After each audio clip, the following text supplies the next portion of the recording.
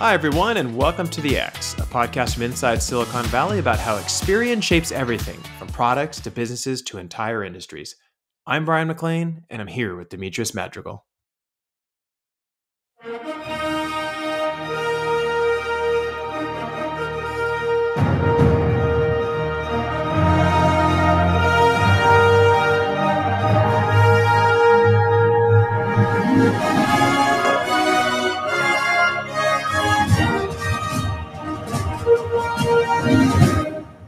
All right, everyone, good morning. Today we're going to talk about the movie theater experience, one of our favorite topics. And, we've been talking about this for 3 years now since we started the podcast. I think it was 3 years ago. Yeah, I think it about was one 3 of our years. earliest podcasts. Yeah, and we want to talk about what's going on post-pandemic, why it seems like a little bit of a rough year for the movie theaters, and what new experiences are being tested to get people back in their seats. Good morning, Dee. How are you? Good. I have been thinking about this for quite a while. I've been keeping an eye on things. There are movies that I wanted to do well that didn't do so well. There were movies that I didn't care about that did better than I thought they were going to. And I also kind of thought to myself, hey, this, even just last year with everything going on, I was like, This is going to be an interesting year, kind of coming off of the strikes and things to see what happens. Absolutely. So before we jump into that, I have a question for you. When you think about going to the movies, just take a moment here and say, okay, Friday night, I'm going to the movies. What do you expect to get from that experience? Well, I mean, one of the things about a movie theater is that obviously you have the big screen and you have the great audio, which kind of have more at home now than before. But it's a situation where you are socially conditioned to put your distractions away and just sit in the dark theater and watch the movie. And I will tend to avoid, I don't love seeing horror movies in a theater so much, just because sometimes all the laughing and stuff takes me out of the moment. You have the big kind of scare and then everybody laughs. And I'm just like, no, just let it be scary. So I am picky about what movies I'll go to see in the theater, which we'll talk about. But it is, a unique and valuable experience that I will always go to the movies as long as they're available. Do you get excited before you go, kind of like when you were a kid? Oh yeah. I'm the type who wants to get there early. I'm like tapping my watch. I'm like, hey, let's get out the door. I want to get my seats, even though they're assigned seating these days. I want to see the trailers, the whole experience. We sit through the whole credits, even if we're pretty sure there isn't a post-credit scene. Yeah, it is kind of a special thing. Yeah, I feel the same way. Like, I didn't go for many years, as you know. Once the pandemic hit, I just kind of put it out of my mind. I was like, well, we're not going to sit in a room full of people coughing and sneezing. And so I just kind of forgot about it and then built out my experience at home. And I absolutely love the experience I have at home. It's great. It's dialed in. It makes me happy. But recently, I actually went back to the movies, for the first time in many years. And I had a wonderful, wonderful experience. I've been back twice since. And going back to the movies reminded me why I love it so much. So even though you can have that experience at home and it can feel amazing, there is almost like a community feeling about it. Like, you're going to be sitting with these other people. They're going to open up the curtains. It's going to be huge and big and loud and, like you said, pitch dark, no phones. It's like this one-time immersed experience on a Friday night or a Saturday night. And I forgot how amazing that experience is. Mm-hmm. But I also realized, because recently I went to which I'll explain later in the podcast, but went to a very high-end movie experience. It was really good that I did it, because it really gave me an idea of what it takes to drive people back in and give them that feeling of being a kid again. But before we get into that, let's talk about the box office numbers, because I thought these were fascinating. I was looking at these numbers, and then I reached out to you and you sent me a different link to look at numbers, and a lot of weird stuff's happened over the last 4 years. Do you want to jump in with your data to start? And then I'll talk a little bit about what I saw going from 2020 to 2023. Sure. So I took a look. I've been kind of paying attention to some of these because, how a movie does will determine if it's going to get sequels and things. So according to the Box Office Mojo numbers, the total box office this year this year to date is down 69%. Oy. So it hasn't been this low since the pandemic itself, and that was theaters shut down. And 2020, there was the pandemic year. There was an 81% drop from the previous year. So uh, that was kind of before the pandemic. I don't think we've really gotten back to those numbers. We haven't had some of the big releases. Like there hasn't been an Avengers movie, for example, which Yeah. sets these crazy records. Since before that, we have had some billion-dollar movies like the new Avatar movie. I think was competing for the record and so on. But there hasn't been too much like that this year. Yeah, I was looking at the numbers just slightly differently than you. I was really curious about. So I saw the chart first, and the chart looked like starting in 1995 all the way until about 2019, pretty much an upward trend. Like Yes. there was a little dip in 2005, but there was a recession in 2005. So I'm Mm-hmm. guessing that maybe that kind of was part of it. It's very sensitive to recessions. Um, but I saw this kind of general, moving up, right? So then I looked a little closer at the numbers, and it's like in 2020, we had about an 81% drop in movie theater attendance. Mm-hmm. That year, the number one release was Bad Boys for Life, Yeah. which I know a lot of people anticipated who loved the original Bad Boys series, but they didn't go because of the pandemic, right? So unfortunate for that movie. But so 81%, huge drop, movie theaters freaking out. But interestingly, within 1 year, which I don't even know if we had vaccines at the time in which this was happening in 2021, or if it was just people started feeling more comfortable with everything, we had an increase of 112%. So down 81, up 112%. Then 2022 comes around, everything's much better. You have a 64% increase. But then something happened and we dipped down to only a 20% increase in 2023. And then, as you Mm-hmm. said, you saw this huge drop in 2024. What the heck is going on? I mean, I know that the 2022 pop was because of Top Gun Maverick, because that's when it came out and it was huge and it really kind of brought movie people back into the movies. And then we had a nice little bump in 2023, but definitely not as much. And that's when Barbie came out. Yeah. And then this year we have Dune, right? And so it almost makes you feel like it's controlled and driven simply by the content, where in the late 90s, early 2000s and mid 2000s, there's a lot of data that indicates that people went to the movies as one of their just experiences. You just go to the Mm-hmm. movies. Oh, what do you want to do Friday night? We'll just go to the movie. You might even see something you're not super interested in. People don't seem to do that anymore. They only go if they're super interested in it. Well, I think there's a bunch of factors at play. So I'm looking at the history. So in the highest year on record was 2018, and the year after that is 2019. So those are one and Yeah. two over the past like 2 decades. And the top movies the year were Black Panther and Avengers Endgame. Yep. We've said there hasn't been an Avengers movie out since then. That was the most recent one. That was 5 years ago now. We had I looked it up. The vaccines were first available at the end of 2020. So by the time we got into 2021, where we saw that 112% Okay. increase, people Okay, were getting great. vaccinated. And I remember Spider-Man: No Way Home was the first billion-dollar movie after the pandemic. And looking at this number, it's saying that Spider-Man: No Way Home was the highest-grossing movie in 2021, but that was released like around Christmas, so it became the highest-grossing movie in 2021 in like a few months because it Mm, was Top Gun Maverick was released just a few months after that. okay. So we started seeing that bounce back, and I think one of the things that happened was that people, when they were constrained at home, they found that uh, getting back to the movies was one of the easiest and most accessible and probably safest Hmm. because you can sit a fair amount away from people in a movie theater if you choose to. Uh, Way to get back out and start engaging in the real world again. Yeah. Um, I think since that time, we've seen a bunch of stuff happen in and outside of the movie going experience that is kind of influencing it. I think this year is a bit of an outlier. Statistically, it's definitely an outlier.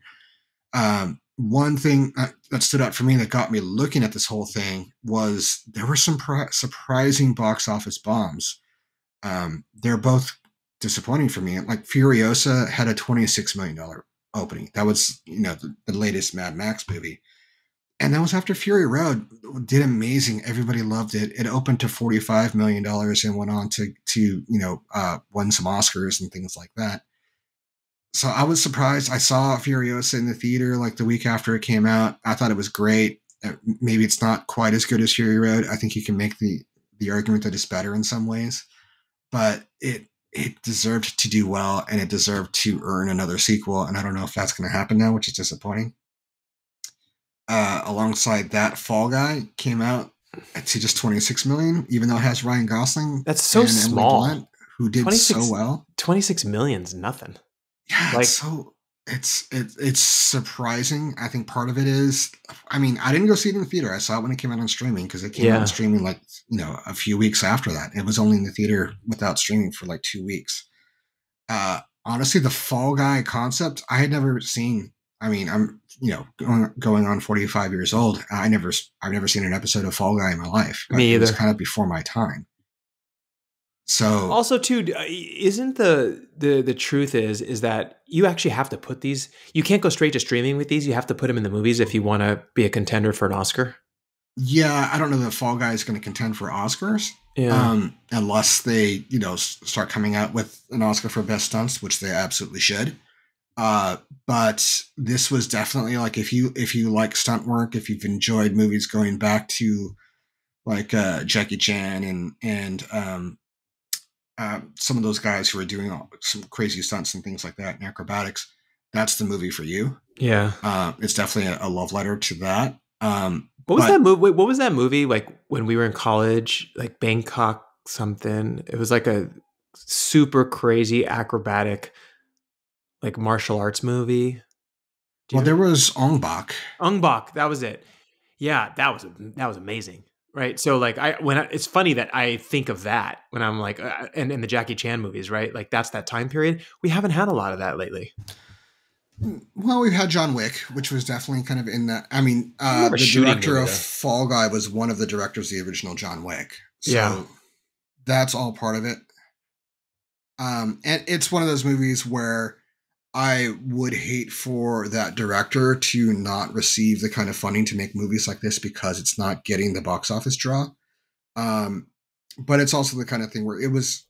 I have been thinking for a while that it's hard to think of a movie that was actually good, that was marketed properly, that did poorly in the box office. Usually it's true. because they're either not marketed, like Shawshank Redemption famously just tanked at the box office. It was a fantastic movie. That's weird. Or it's like some of the Transformers movies, for example, which are just not very good movies. So the one thing that I would say when it comes to movie going, for me at least, is I hate the idea of all of the commitment and cost and everything and the excitement of going to a movie in the theaters and being disappointed. That is. Yes, that's a big, you're nailing an interesting kind of like UX point about this is that which I'll talk about in a little bit, which is cost and experience, what people expect.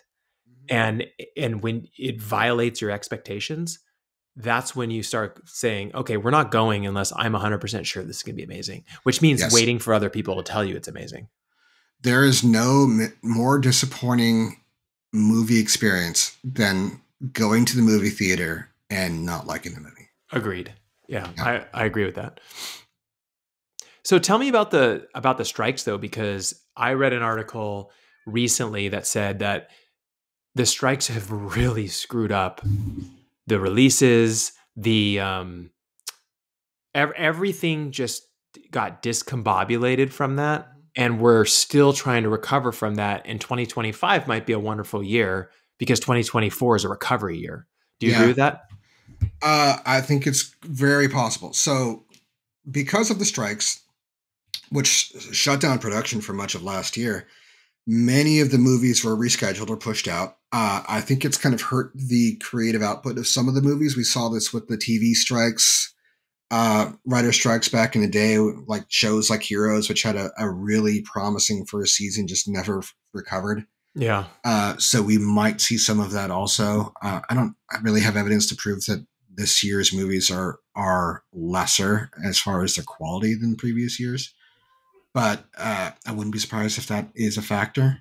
Yeah. Um, uh, because of a lot of this, we've had a really weak slate of movies, as at least as far as box office drop. Yeah. There's no Marvel or Star Wars movies. There's only so far this year. That's the first time since 2020 when everything was shut down. We almost always have a at least a Marvel or a Star Wars movie in the for the Memorial Day weekend or leading up to it, and that didn't happen this year. There's only one Marvel movie being released this entire year. There's no Star Wars. DC's kind of on the back burner while they're getting ready to reboot it. Everything's kind of in this state of limbo, and so many of the movies that are coming out that are franchise based movies, they are they're based on like 40-year-old, 60-year-old IP. Even Dune Part 2, I mean, that's based on a book that came out in the 60s, and it's a remake Yeah. of a movie that was made in the 80s. I'm looking through the list, right? You have Dune Part 2, you have Godzilla versus Kong. I mean, King Kong is like almost it's like at least a 90-year-old IP, right? Yep. It's even movie IP, the original King Kong movie. Kung Fu Panda's relatively recent. I think that's only like 20 years old. Yeah. Then you Yeah, have I saw Kingdom. that. Yeah, then you have a Planet of the Apes movies, which goes back to the 60s. Ghostbusters goes back to the 80s. The Bob Marley movie came out that based on Bob Marley, who was active in the 70s.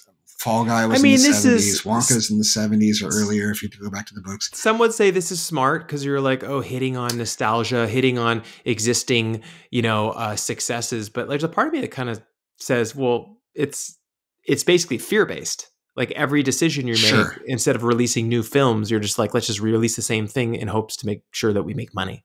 But there needs to be a balance, right? There needs to be some new IP that comes in from time to time. Like we know this happens in video games where they will say, okay, well, we need some new IP in order to kind of break up the kind of consistent leveraging of nostalgia, because Yeah. we know just from psychology that nostalgia or any other kind of stimulus, it weakens with exposure over a period of time, and then you have to let it recharge and stuff. Yes, But true. this is when I'm looking at Furiosa. I mean, I watched the Mad Max movies again Yep.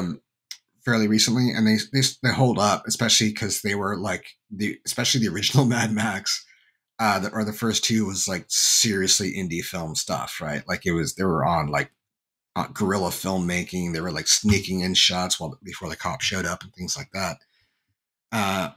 But it was, I mean, it's been around for so long. Fall Guy, there hasn't been any Fall Guy production since the 70s or 80s or early 80s. And I've, again, never seen a Fall Guy movie. And the fact that I liked, or a episode of TV, and the fact that I liked the Fall Guy movie surprised me. That's why I didn't go see it in the theater. Yeah. There just needs to have some form of new IP come up, like we saw with like John Wick, for example. I think that reinvigorated things a little bit. I mean, when you think back, though, like I've talked to friends about this, like when you think back of the films that really had an impact on you, people aren't like, oh my God, Iron Man was awesome. But it's not like, oh, Iron Man 2 was so amazing. No, what do people say? John Wick, Big Lebowski, so like it's just these like more obscure but new and interesting films, but they're very risky to make because you make them and then you make $26 million and it costs you $100 to make it, and you're like, uh-oh. Yeah, I mean, Iron Man was a very risky movie to make, right? It was. The first one was amazing. Nobody knew Iron Man. It was a high budget thing. It was Marvel Studios. They did not have Disney backing at the time. It was risky. It wasn't one of their most popular characters. But it was rather new and fresh and had a different take. Iron Man 2 and stuff, I don't think they stood up quite as much to the original Iron Man. But it was kind of new IP at the time. And it's also some of our newest IP. I think it's, or depending on how you view the fact that the comic books go back to the 60s, but it's not the same movie you're seeing every day. It's not another you put our Batman movie. You put yourself, D, in the situation of an executive. Where you're a business executive, you're looking at the whole role of a company, right, is to make money, right? Mm-hmm. Keep going, right? It's understandable that your brain would go to, let's just do things that people know, and we can kind of, make some good predictions for revenue and that kind of stuff. But it's interesting that like most of like the major cult classics and all these things, they're not those movies. They were somebody who took a chance, Sure. or maybe dedicated 20% of their funding to those types of films, and those films kind of took off, right? So Yeah. it's the movie industry is interesting, challenging, and exciting all at the same time. It's one of those few. It's very much like startups, right? It's like it's easy to fund the previous entrepreneur who had already been successful, who's making something that's competing with something in it that currently exists in the market, right? So at least you know that there's potential market share there, versus the person who's brand new, never run a company, has an interesting idea, doesn't know if it has legs, that kind of stuff. We kind of just copy that model. Yeah. um, but I do want to talk a little bit about this alternative forms of entertainment, because I was listening to a podcast the other day, and one of the things that they said is they said comedians have always been, moderately popular, but like comedians now have become kind of like the rock stars of our time. Like arenas are completely packed, Hmm. tens of thousands of people going to see Fluffy, at Dodger Stadium, or, Dave Chappelle or whoever it is. It's like they've taken a lot of money out of that industry, I'm pretty sure. Sure. I mean, there's less eyeballs going to those things, and it's more expensive to go to the theaters than it has been ever before. So I keep getting notifications that Ali Wong is playing in Yep. San Jose coming up. Bill Burr's playing, I believe, this weekend. He's like got like 4 dates sold out. The comedians are out in force. Live Nation put out information that 2023 was their biggest year for concert attendance in history. Whoa. So concerts are back. I think it took longer for concerts to come all the way back than it was for movies, because the theater logistics and concert and touring logistics are very different, especially for people who are touring internationally or across like even state lines. It's much more complex. I've been to 3 concerts so far this year. The most expensive concert that I've paid for, it has been $50. The cheapest was like $20. That's like a movie ticket. So it becomes this thing where like you're seeing somebody performing live, you're seeing music, you're around a bunch of other people, maybe you're dancing and doing stuff. You're having this unique experience, and it's cost about the same as a movie ticket. Yeah. Well, let's talk about that for a second, actually, because one of the things that I wrote in my notes was that, like, these new experiences that are emerging in movie theaters are basically testing kind of like what people want and what they don't want, and how to make them, feel excited, and like we talked about, to come back to the theaters. So one of the things I did was I was like, okay, great. So you're doing all these things, but like, what does it cost to actually go and see a movie? So I dug up some of the numbers. So you might find this fascinating. In the early 2000s, so let's see, we were in college, uh, you know, well, you and I did graduate work or whatever. So we were there till like 2004 or something like that. But during those early times, it was about $6 on average, $6.41 a ticket. So I Mhm. remember during that time, we went to a ton of movies. Oh I yeah. think we went to the movies every Friday night with our friends. We'd get like 2, 3, 4, 5, 6 people. We'd see horror movies, all kinds of things. Hmm. And it was about $6.41. Then you buy a popcorn, and that's a fun night for a college student. By the Sure. mid 2000s, that bumped up to about $8. And now you're looking on average about $10.78. So So I will make the point, around here it was not that cheap. no, no, no, no, no. So I think it so was this more expensive no, around I'm gonna here. I'm gonna explain that. So Yeah. it was always slightly more expensive here, right? So like we would Hmm. always pay like $8.99 a ticket, or 10.50 a ticket in the early 2000s, versus how it is now, which is like $18 a ticket. Yeah. But at that time period, going on these like average pricing across the United States, it would cost about $40 for a family of four to go to the movies. Okay. And that's not terribly bad when you're taking everyone out for a night of entertainment after the kids get home from school. Okay, Hmm. so now you look at our premium experiences, which are the movie theaters that are all around me right now. We have one regular one, and the rest of them are premium. You're looking at somewhere between $14 and $18 per person, and you get some discounts if they're seniors or whatever it is, but like for the most part, it's like fixed pricing. And then, so you're looking at around $60 to $75, not including food or drinks for a family of four.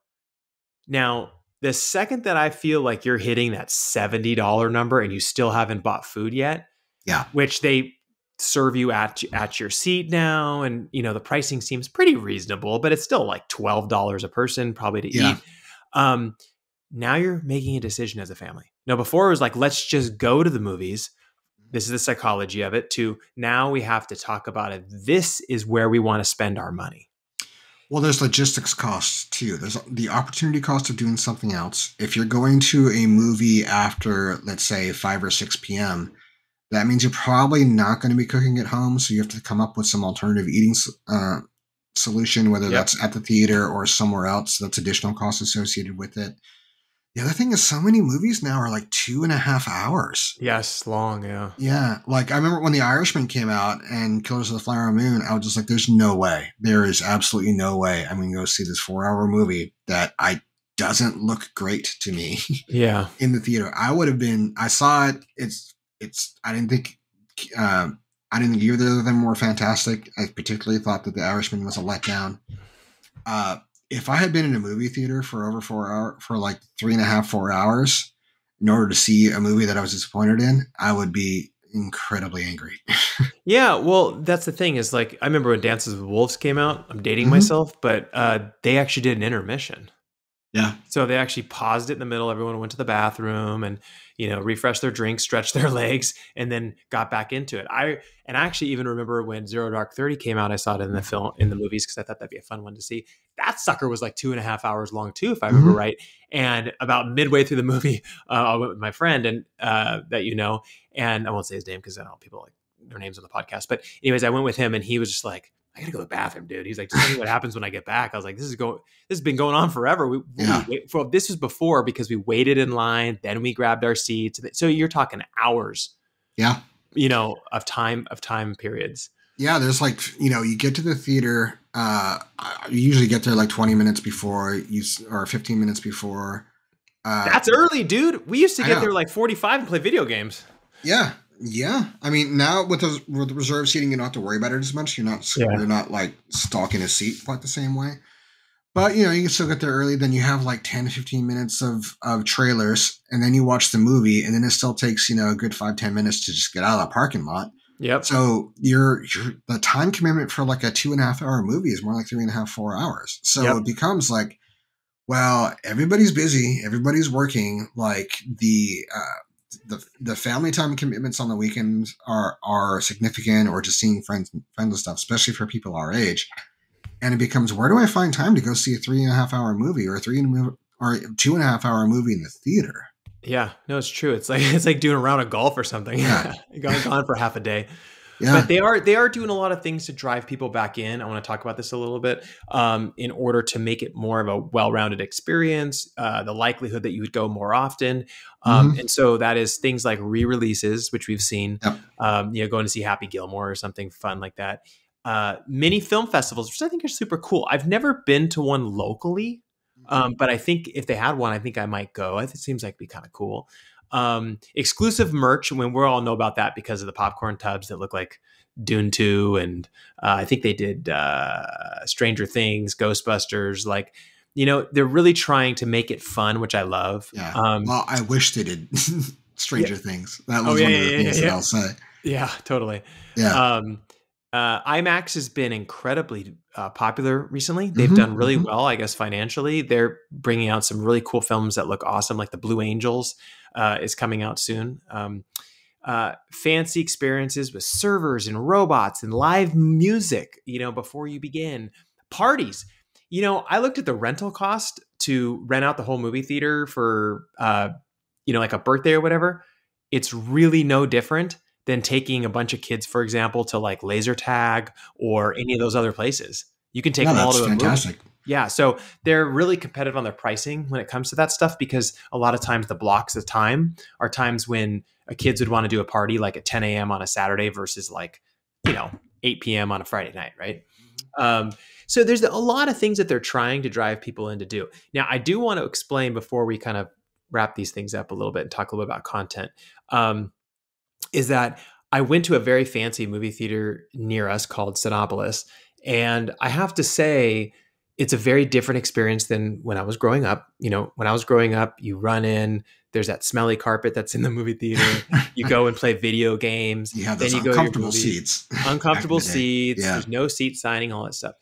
What No was neck interesting support. about Yeah. Sinopolis was that so here's how it worked. We went in, they have a full bar, okay? And you can go get drinks and stuff like that. We didn't do that, but then they have a full kitchen there where people are actually cooking real food. Like it's not just Mhm. like heated up Not stuff. just hot dogs and pizza. Yeah.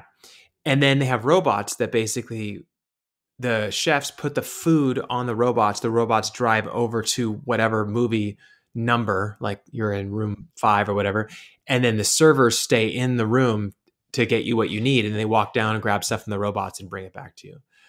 You have the reclining seats, you have the nice little lights, you have the smaller theaters, you have the incredible sound, you have all that kind of stuff. But the thing that really blew me away was the menu. And the reason is because they are trying to keep you at the movies. Yeah. They are trying to have a full dinner. They are Hmm. trying to give you okay, so here's a couple things. The menu had uh what was it? It was butter battered lobster tacos, Nice. right? Like come on, this is a movie theater. That's Um very Bay Area, I gotta yeah. say. So like Even though it's, all lobster's Maine, but like, yeah, you get your lobster in the area quite a bit. It was like a menu from like an Applebee's, like, you know, or a Cheesecake Factory. It was like there was so much to choose from. It was pretty amazing, Hmm. right? And then in addition to that, they had these like relaxation and comfort section where you can get eye masks to go over your eyes, where you know your eyes are open, but it's like it would cool up and below your eyes to relax you, so you Uh-huh. can zen out during the movie and like all these. They're basically trying to keep you in that seat, make their money up through concessions and through extra experiences, and then the third experience is seeing the movie. Hmm. And so with this rapid change and this kind of like leveling up, I feel like we're getting people very, very excited about going back again. So I'm very proud that they're doing that. I'm happy that that these companies are doing that. I think this is what we need. But it really comes down to content, and that's the thing that I keep coming back to. You're going to have this massive experience. It has to be amazing. It has to make me go, I want to be there. I want to get that butter battered lobster taco. But if the film sucks, like you said, or it's not absolutely amazing, it erodes the idea that I want to go Yeah. again the following week. I mean, the film at least has to be enjoyable. And I think that there's a different calculus for a movie theater film than a different kind of film. Yeah, oh, absolutely. And I'm okay with that. Like, you know, you Hmm. look back at the 50s and people would dress up in suits and take their dates to the movies, and the people that worked there were all dressed up and they'd welcome you as you walked in, and it was an experience. It was a nighttime experience that you wouldn't forget. And I thought that was very cool. And then it got Yeah. kind of like transient in like the early 90s, where it's like people were hopping from theater to theater watching like 4 movies in a day, paying $4, Hmm. and it was smelly, and it was just a place for kids to hang out basically. Yeah. Well, I think it's one of the things that in the 80s and 90s you had the explosion of cineplexes, which in itself is not a bad thing, but I think they kind of, they have that saying, you can shear the sheep so many times, but you can only skin it once. It's kind of the thing where they were just like, they were, because movies were doing so well and they could always make their money off of DVDs and things, or Yeah. home video, then they just kind of skinned the sheep, and they exploited it. Yeah. Ended up kind of, I think, being an issue long term And some of that they're those kind of theaters paying are for still now. being torn down in the Bay Area. Yeah. I still see abandoned old theaters like that haven't been, the lot hasn't been redeveloped and that kind of stuff. You're right. They blew it up. Now it's like this tailored specific experience. So that Well, really comes. I'll say that any kind of brick and mortar in person experience needs to be refreshed over time. And you see this with parks like Yep. Disneyland or Universal Studios, where, you know, Walt Disney famously said that this will never be complete. It'll always be something that is refined and continue to grow and change and things like that. The same thing has to be true of movie theaters. And for movie theater owners, they have to understand that this is not going to be a turnkey solution where you just, like a parking lot, where you just make it available and everything's fine. You have to continue to evolve the experience. And part of that means that you have to reimagine what the experience is going to be. And we've seen some of that with D-Box and those Yeah. kinds of things. I think the ordering food is kind of a no-brainer. That's one of the ways that they've always made money. So the upping the food and alcohol has been huge. I remember seeing movies at a Sundance theater a while back, and you can get cocktails at your seat, and I thought that was really cool. Uh, but it also means kind of somebody needs to think about what is this awesome theater experience going to be, and how can it be cost effective, how can it drive additional streams of revenue, because you never want to be relying on a single stream of revenue, Mm-mm. and what is it that they need. And Yeah. I hope that there are, these movie theater owners come together and they have people like us who are thinking about the experience and really kind of thinking about how to innovate and how to work with the movie studios in order to get that. I agree with you. And I can't wait to go back again. Like I had such a good experience. I can't wait to go back. And it's been a long time since I've said that. Now, I will say, just to kind of wrap up before we talk about predictions, I used to go to drive-in theaters a lot. And a lot of those are gone because the real estate here is very expensive. And So so it's hard there to, is one, I highly recommend it. There's one in San Jose. yeah, that one is still available and it's fun. But like I find that that's a fun thing to take the whole family to because it's Sure. chill and relaxed and interesting and It's different. yeah, And it's more affordable. One of the nice things is you can bring your own food in. yes. So what I used to do with my partner Christine, we would go to like our favorite taqueria and get some burritos with horchata or beers or whatever. Well, not beers, but we would go, and then we would go down to the movie theater, to the drive-in, and just we could eat our own food there. We're in our cars. The sound systems in cars are pretty good now, even if they're factory. Yeah. It's a great experience. It is the kind of thing where, because of the real estate costs and because of the commitment to it, you don't see it existing a lot. It's not frequent out there. But if you have one nearby, I highly recommend get out, try it out, see what it's Also, like. if you're in California and you happen to be on the Central Coast, there's an amazing one called the Sunset, which is in Mm-hmm. San Luis Obispo. Yep. Very famous. All the college kids go there to watch movies, and it's pretty rad. It's kind of like the one D's talking about in San Jose. I mean, when we were going to college, D and I used to go to that one all the time as well. We'd take friends out Yeah. there and go to the drive-in, and I So liked it. It I, was I do. fun. While we're talking about experiences, I have an experience to share that I thought was amazing. It was one of my favorite experiences in a movie theater ever. But the thing is, you had to be in LA. Yep. Obviously, LA is the center for the movie going experience. It's the center for the movie making experience. Uh, and in Northern California, we still get a bit of greater than average interest in movies and the movie theater experience than I've seen in other places that we've been. But in LA, it's another level. And I remember going to see, I think it was the second Pirates of the Caribbean movie at the El Capitan Theater. And it's just, I mean, the seats were still old. I don't know if they've upgraded them since then, but they had a guy in pirate regalia playing a giant old Wurlitzer organ before the movie. You had decorations everywhere. You had hanging like gibbets behind the movie, behind the screen, so you can see like skeletons in these hanging cages, and there were people in costume with monkeys walking around, and it was fantastic. It was a fully themed experience.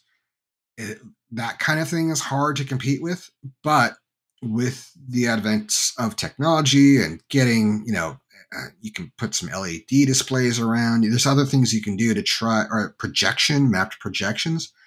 There's things you can do to try to emulate that at a lower cost level within your average movie theater, I think.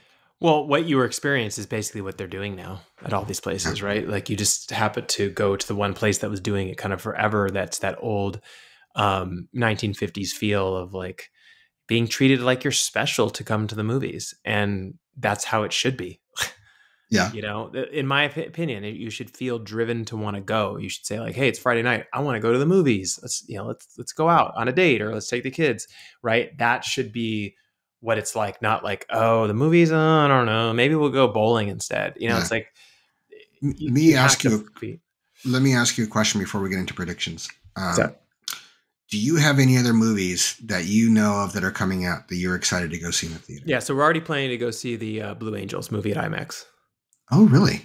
Yeah, so that's a big deal. Like I want to see that. I mean, I the last time I saw an IMAX film was Alex Honnold's climb up El Capitan. The Free rock climb. Solo. Was that Free Solo. Free Amazing Solo? movie. Right? Yeah, my dad and Yeah. I went and saw it there because we knew it was going to be way more intense. And then when I saw this one, I was like, oh, this is going to be intense. This is going to feel like you're flying in a jet the entire time and stuff. So that is on the docket. And then there's something else coming out that my son wanted to see. He went and saw we Kung Fu Panda. That was fun. We went and saw that one. And then he went and saw Garfield, and he liked it, but I didn't go to this one. The parents said it was a little boring. Like they just Okay. kind of didn't nail it. Yeah, it seems odd to go see a, I guess, Garfield movie in the theater, mostly because I remember like the TV shows and like had like the TV specials and stuff. So, Yeah. so for me, it has that TV kind of association. There's been a resurgence though. Like the kids Yeah. talk about it all the time. They love Garfield now. So things I'm seeing that might be interesting to kids. Inside Out 2 is coming out soon. Yep. There's something else he measured about a robot. Not a whole He said lot. it's like no. He said that there's something that all the kids at school are talking about, and it's like a robot's life or something, some robot thing. But I'm looking at the calendar. There's so many reissues coming out. So Seven Samurai, I'll probably want to go see that. There's South Park movies getting re-released. There's a fair amount of this stuff. I don't see anything about a robot. Maybe it's Ultraman Rising. I mean, Ultraman's not really a robot. It's called. Oh, there it is. It's called Despicable Me. Despicable Me 4 is coming out. I didn't even know there was a 3. I think it's called. Maybe it's just called Robots. But anyway, so that they were released. Yeah, they've been talking about it, and so I guess that's coming out soon, and they're excited about it. So there's a lot of kid movies. Interesting. Yeah, they're excited about. Personally, I am excited for Deadpool and Wolverine, which will be huge, which you'll not be taking your kids to because it's rated R. But I think that is going to be probably the biggest movie of the year. Yeah, I think so too. I think it's going to be huge. I think that might help save some of these numbers that are not doing so well halfway through the year. Yeah. But let's do our predictions and kind of wrap this podcast up because I think we've explored a lot. Let me start with mine because I'm seeing something. It's a very broad prediction, but I'm seeing something. The narrowing of the number of theaters, like we talked about from the 80s, the 90s till now, the increase in experience, the increase in cost of ticket prices, the cost for a family of 4 to go, like all these components together are telling me that going to the movies is a premium experience in the future. It's not just a thing you do. It's not just like, oh, I run over to the movies and see something on a Saturday afternoon. It's becoming a premium experience, which a lot of brands are doing right now. They're tailoring to people who have money, basically. And to me, it feels like it's heading in that direction. Yeah, I agree with you. I think I kind of would make the case that movies have kind of been a premium experience for the majority of its existence. I think the outlier was the 80s and 90s when you had the Cineplex experience where people would just go. I think because I grew up at a time when it was cheap like that. But when I look back at the 50s, it was supposed to be a premium experience. And then now it is again. So I'm not against it. I actually think that, if you save your money and you go see something that matters to you, you'll have a better one-time experience than going 5 times to see a junky movies, right? Yeah. I think I'm predicting that things will bounce back from this year. This year will be the outlier. I think we'll see things improve significantly next year, getting a year further away from the strikes, and some of the movies that have been pushed out will be better. I think it'll be the best year we've seen I think next year will be the best year we've seen in movies for a little while. But I think there's going to be some rethinking. I think there will be some rethinking of what films belong in the theaters and which ones belong on streaming. I think that's still something that's being thought out. I think the content that will tend to belong in theaters are going to be big experiences, things that are if not like, action packed like MCU or Mad Max types of movies, but at least movies with very dramatic scenery and like sweeping vistas and things like that. Kind of like a movie like The Revenant, for example, that has a lot Yeah. of like crazy cinematography that's going on. I think more intimate movies, things like My Dinner with Andre or stuff like that, where people are sitting around talking, or Clerks or something like that, where it's more like dialogue driven. It's going to tend more and more towards the home experience. Well, even when I listen to, just as a quick side note, when I listen to Doug Ellen or the Script Notes podcast, a lot of these guys talk about how, oh, so and so wrote this script and they're trying to find a streamer. Yeah, Like I just hear this all the time. They don't say I'm trying to find a studio to put it in the movies. It's yeah, more like if that happens, that's great. But I'm looking for a streamer. That's the language I constantly hear now.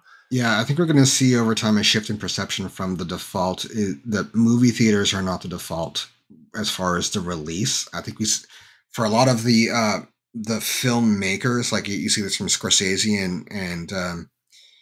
and uh, people of his generation, where they think of movies being in the theater, like Tarantino, things like that. So movies are for the theaters.